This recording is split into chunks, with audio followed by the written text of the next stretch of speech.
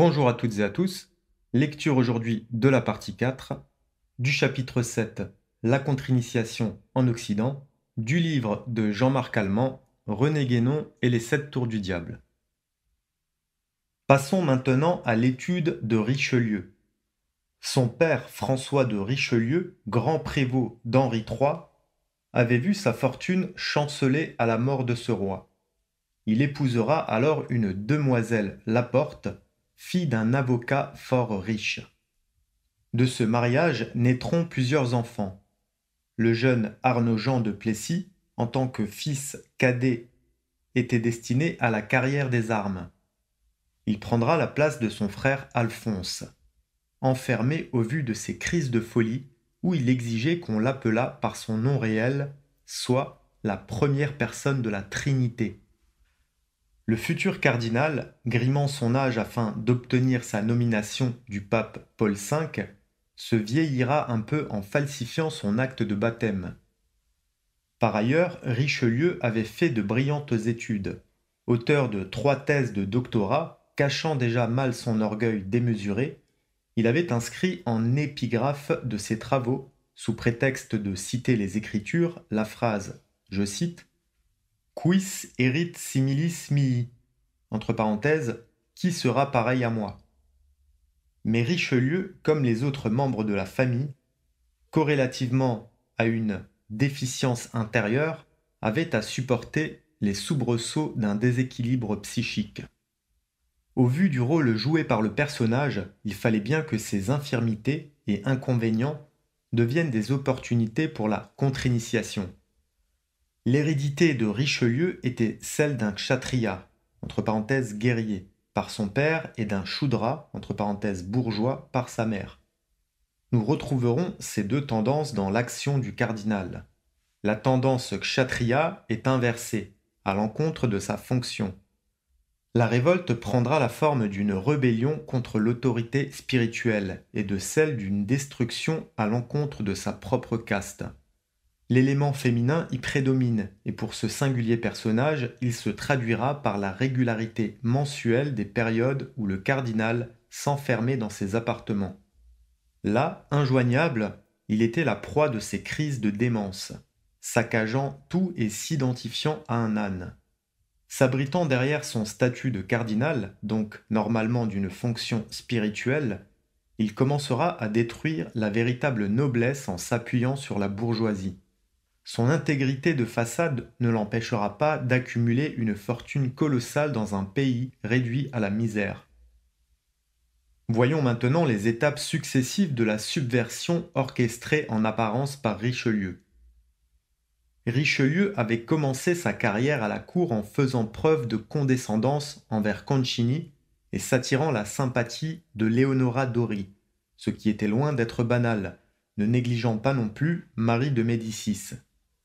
Trahissant ensuite Concini et à travers de nombreuses intrigues, il parviendra à se faire nommer en quelques mois Premier ministre de Louis XIII et dissuadera les postulants sérieux s'opposant à lui. Richelieu, maître du pays, peut commencer son œuvre de destruction. Dès 1618, dans ses Instructions du chrétien, Richelieu répand l'idée du grand monarque, en l'occurrence le roi de France. Si Louis XIII eut les apparences d'un roi, il n'hésitera pas à user du prestige royal pour cautionner le cardinal. Pour l'instant, le roi personnifie l'État tel que le désire Richelieu. Toujours selon les mêmes idées, le roi de France est supérieur aux autres monarques. Sans appel possible, le vouloir du roi est au-dessus des lois humaines et divines. Avec ses membres fonctionnalisés, le clergé n'a plus que pour seule fonction que celle de seconder l'État. À cet effet, Richelieu fera répandre des manifestes mêlant le droit divin et l'absolutisme. Faisant donc subitement appel à la monarchie de droit divin, toute révolte contre le roi devient œuvre du diable. Richelieu, représentant soi-disant l'autorité spirituelle, ne pourra que faire condamner par tous les moyens tous ceux qui oseront légitimement s'opposer à lui. Il n'hésitera pas à les considérer comme des possédés. Idéologiquement comblé et approuvé sans réserve par le roi, le cardinal pourra commencer à édifier l'État moderne tel que nous le connaissons actuellement. Un véritable acharnement vise à détruire tout ce qui peut rester des structures féodales. Et Richelieu rédigera un recueil de lois qui amèneront la chute de la royauté et serviront de prétexte aux réformes sociales que proposeront les révolutionnaires. L'apparition de la nouvelle fiscalité deviendra le pilier de la centralisation. Le processus engagé constitue un véritable bouleversement. Le pouvoir central, et lui seul, nomme les intendants de police, de justice et de finances pour toutes les provinces du royaume. Les impôts directement perçus par les représentants du monarque seront décidés sans tenir compte de l'avis des parlements. Les commissaires chargés de la perception seront les précurseurs des fermiers généraux. Les abus des receveurs ainsi que l'accroissement incessant des impôts entraîneront des émeutes quasi générales. Celles-ci fourniront le prétexte à une répression sans précédent à l'encontre des structures traditionnelles. Dans toutes les provinces, le peuple réclamera un retour à la féodalité qui seul le protégeait contre les exactions. Louis XIII imputa donc la responsabilité des révoltes à une rébellion des noblesses locales, opinion que se garda bien de démentir Richelieu. Le cardinal enverra des séides munis de pouvoirs exceptionnels et au jugement sans appel pour écraser les opposants par la terreur. Ces hommes exécrés connurent la fortune en raison des services rendus à l'État, le fameux rasement, à savoir l'abolition des murailles des châteaux féodaux était demandée aux nobles. En l'occurrence, il s'agissait purement et simplement de la destruction de la demeure seigneuriale, symbole omniprésent et fortement gênant, rappel dangereux du Moyen Âge. Devant cette aberration, les nobles résistèrent. Dans toutes les régions, plusieurs centaines de gentilshommes furent pendus, leurs biens saisis, d'autres envoyés aux galères. Les moins dangereux pour le pouvoir connurent le bannissement. Les zélés fonctionnaires bourreaux, parfois en fort mauvaise posture, reçurent l'appui de la bourgeoisie.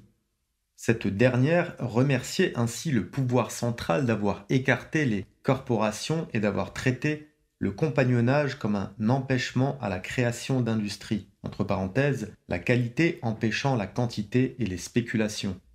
Ce qui n'empêchera pas Richelieu, toujours par de nouveaux impôts, de ruiner les industriels dont il avait encouragé le développement.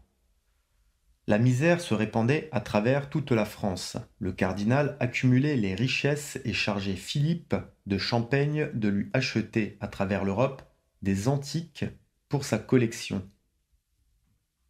En cette triste période, pour son prestige personnel, Louis XIII décidait la création de la pièce dite le Louis d'or. Richelieu, en compagnie du père Joseph, joua un rôle extrêmement important pendant la guerre de 30 ans, n'hésitant pas à s'allier aux États protestants afin de raviver avec une obstination forcenée le conflit. Pour le pape, Richelieu sera le seul obstacle au repos de la chrétienté. Le but du cardinal aura été de détruire les restes du Saint-Empire.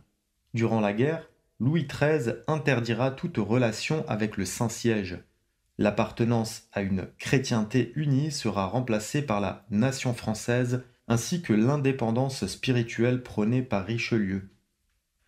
Le roi jugeant selon son bon vouloir les prescriptions papales, le cardinal envisagera de convoquer un concile national à l'issue duquel il aurait prétendu à sa nomination de patriarche de l'Église gallicane. Certains ordres religieux ayant réussi à échapper plus ou moins à sa tutelle, il les taxera de lourdes charges grâce à ces lois à effet rétroactif qu'avaient préparées ses légistes.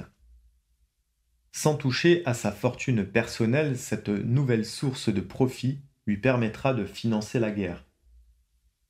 Les indications de Guénon montrent l'importance de l'action de Richelieu. Le lien traditionnel unissant l'Occident à l'Orient, extérieurement rompu par la destruction de l'ordre du Temple, continua néanmoins, mais de façon discrète, à exister par l'intermédiaire des Rose-Croix. À la fin de la guerre de 30 ans, ils se retirèrent en Orient.